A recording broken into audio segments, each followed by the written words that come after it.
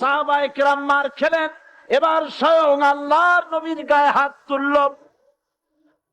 আবু জাহেল এসে হুজুরকে মারলেন, গলায় চাদর দিয়া এমন জোরে টান মেরেছে, রাসূলুল্লাহ পড়ে গিয়েছেন।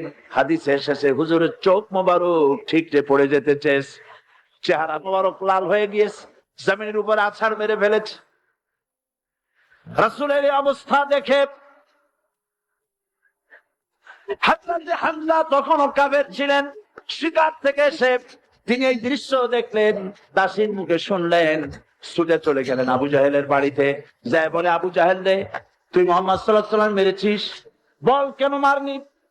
এমন ভালো মানুষ তো জীবনেও চোখে দেখি নাই, যিনি কোনো মিথ্যা কথা বলেন না, ভালো ভালো কথা বলেন, এক আল্লাহর গোলামি করার জন্য বলেন। এই সব ভালো কথা বলার জন্যই তুই তারে মারলি নাকি? আরে আবু জাহেল, তুই কি মনে করেছিস মুহাম্মদ সাল্লাল্লাহু আলাইহি ওয়াসাল্লাম তার পিতা আব্দুল্লাহ মারা গেছে বলে মুহাম্মদ সাল্লাল্লাহু আলাইহি ওয়াসাল্লাম এতিম হয়ে গেছে মনে করেছিস নাকি? জেনে রাখ, মুহাম্মদ সাল্লাল্লাহু আলাইহি ওয়াসাল্লামের পিতা আব্দুল্লাহ মারা গেছে, কিন্তু চাচা হামজা তো মরে যায় নাই। হাতে ধনুক দিয়া এমন জোরে আঘাত মারলেন, আবু জাহেলের মাথা ফেটে রক্ত ফিনকি দিয়ে বেরিয়ে এলো। হযরতে হামজা ঘরে ফিরে এসে রাসূল কারীম সাল্লাল্লাহু আলাইহি ওয়াসাল্লামের মস্তক মোবারক কোলে উঠায় নিলেন আর বললেন, বাবা, তোমাকে মেরেছে বলে আমি আবু জাহেলের মাথাটা ফাটাই দিয়ে আসছি, তুমি খুশি হও।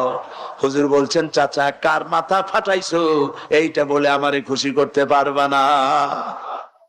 হযরতে হামজা বলেন, তুমি কি হলে খুশি হবে? হুজুর বলেন, হামজা চাচা গো, আমি খুশি হব যদি একটিবার চাচা তোমার মুখে শুনতে পাই ঈমানের কালেমা।